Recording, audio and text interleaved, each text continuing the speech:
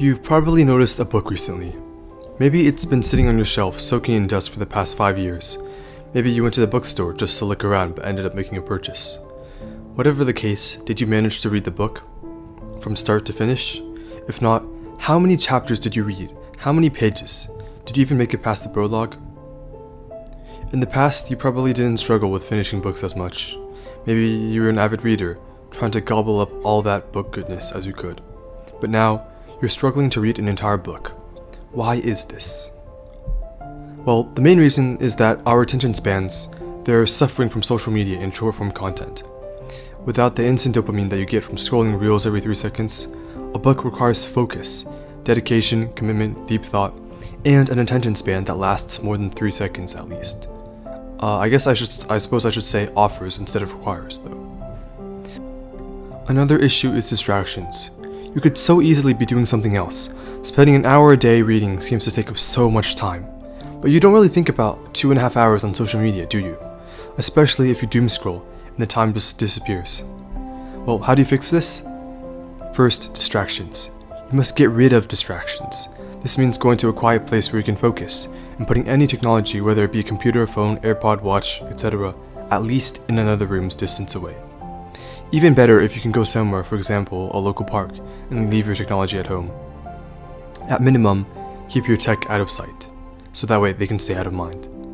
This way, you won't be craving the dopamine from your technology, especially your phone, as much, and even if you do, you'll be forced not to have it.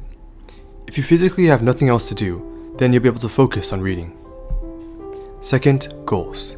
You should set realistic, SMART goals. Specific, measurable, achievable, relevant, and time-bound. This means a certain number of chapters or pages such that you can calculate roughly how long it'll take you to finish a book. Also, making sure you consistently read and trying to read a similar amount every day, rather than reading more on some days and less on other days, in order to balance it out. Make sure your goals are achievable or realistic. Don't try to read 50 pages on your first day, you're going to struggle. Instead, set growing goals. For example, 5 pages on the first day, 10 on the next, 15 on the next after that.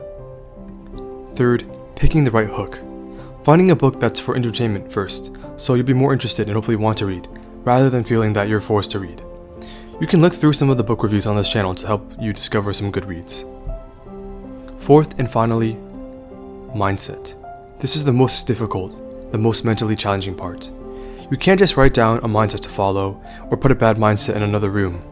You need to be honest with yourself. You need to acknowledge the problem. You need to clearly know what's going on and do everything you need to do to fix it. You need to go into this and stay with the mindset that you're going to achieve your goal. You will be able to finish reading books.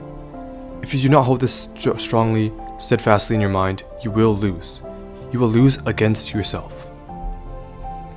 And one other thing you can do is also to have an external force to help you.